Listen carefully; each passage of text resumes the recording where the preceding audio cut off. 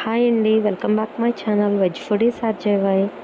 గారెలు దూదిల్లా ఉండాలి, లోపల బయటేమో క్రంచీగా ఉండాలి, ఇంకా చక్కగా పొంగి అందంగా రావాలి అనుకుంటే నేను చెప్పిన మెథడ్స్ ఫాలో అవ్వండి, చాలా బాగా వస్తాయి.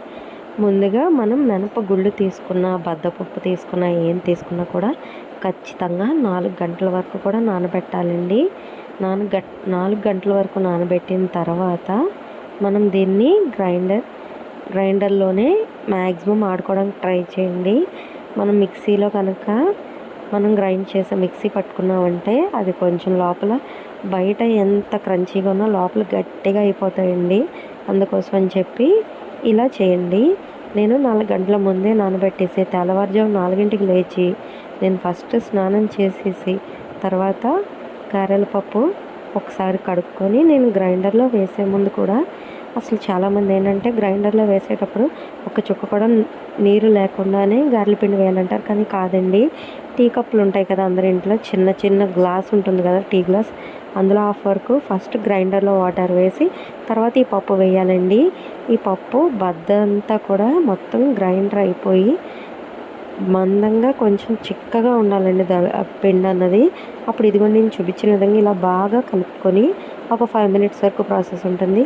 కలుపుకున్న తర్వాత నూనె అనేది హై ఫ్లేమ్లో ఉంచి ఇప్పుడు సాల్ట్ కలుపుకొని మనం చేతిని తడి చేసుకొని ఒక ముద్దలా తీసుకొని అప్పుడు నేను చూపించిన విధంగా ఇలా చేసుకొని ఇప్పుడు ఆయిల్ అనేది మీడియం ఫ్లేమ్లో పెట్టేసి డీప్ ఫ్రై చేయాలండి.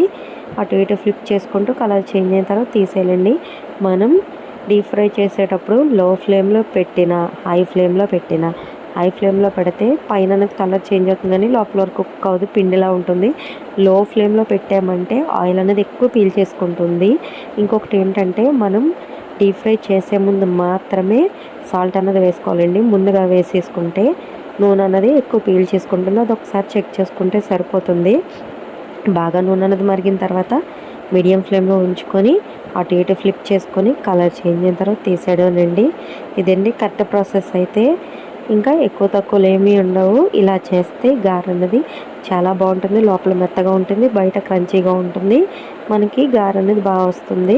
ఇంకొకటి ఏంటంటే నేను పాలిథిన్ కవర్లు, ప్లాస్టిక్ కవర్లు కానీ వేరే దేనిపైన కూడా గారె అనేది వేయనండి. ఎప్పుడు కూడా చేతిని వాటర్ పక్కన పెట్టుకుంటాను, చేతిని తడి చేసుకున్న దాంట్లో కొంచెం పిండి తీసుకొని గారెలు వేసేస్తానండి. ఇంతేనండి.